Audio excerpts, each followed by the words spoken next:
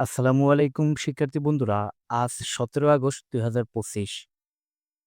শুরু করছি আজকের কারেন্ট অ্যাফেয়ার্সের প্রশ্ন থেকে। বিশ্বের প্রথম মানবাকৃতি রোবট গেম চালু করেছে কোন দেশ? এটির উত্তর আজকের কারেন্ট অ্যাফেয়ার্সই দেওয়া থাকবে এবং তার আগে তোমরা কমেন্ট বক্সে এর উত্তর দেওয়ার চেষ্টা করবে। বাংলাদেশের চলন বিল কতটি জেলা জুড়ে বিস্তৃত? উত্তর হচ্ছে চলন বিল ৩টি জেলা জুড়ে বিস্তৃত: নাটোর, সিরাজগঞ্জ ও পাবনা জেলা। বিশ্বে চাল উৎপাদনে বাংলাদেশের অবস্থান কত? উত্তর হচ্ছে ৩য় অবস্থান। বিশ্বে মিঠা পানির মাছ উৎপাদনে বাংলাদেশের অবস্থান কত? উত্তর হচ্ছে ২য়।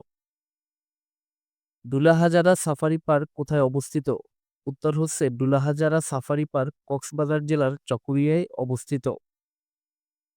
পটুয়াখালীর কলাপাড়ায় নির্মিত নতুন কয়লাভিত্তিক বিদ্যুৎ কেন্দ্রটির উৎপাদন সক্ষমতা কত? উত্তর হচ্ছে বিদ্যুৎ কেন্দ্রটির উৎপাদন সক্ষমতা হল ১৩২০ মেগাওয়াট। ২৪-২৫ অর্থবছরে বাংলাদেশ ভারতে কত ডলারের পণ্য রপ্তানি করেছে? উত্তর হচ্ছে ১৭৬ কোটি ডলারের পণ্য রপ্তানি করেছে। পুতিন-ট্রাম্প বৈঠক যুক্তরাষ্ট্রের কোন শহরে অনুষ্ঠিত হয়? উত্তর হচ্ছে আলাস্কা অঙ্গরাজ্যের আঙ্কারেজ শহরে অনুষ্ঠিত হয়। আলাস্কা ও রাশিয়াকে কোন প্রণালী আলাদা করেছে? উত্তর হচ্ছে বেরিং প্রণালী আলাদা করেছে।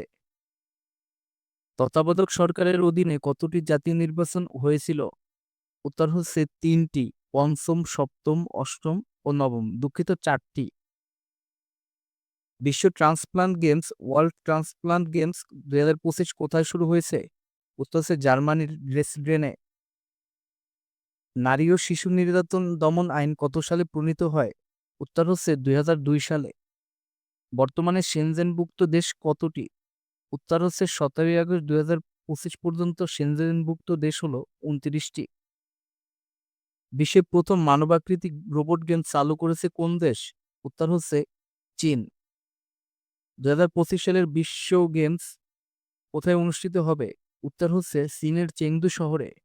শিক্ষার্থী বন্ধুরা, ভিডিওটি ভালো লাগলে অবশ্যই ডেইলি শিক্ষা ইউটিউব চ্যানেলকে সাবস্ক্রাইব করবে। ধন্যবাদ সবাইকে।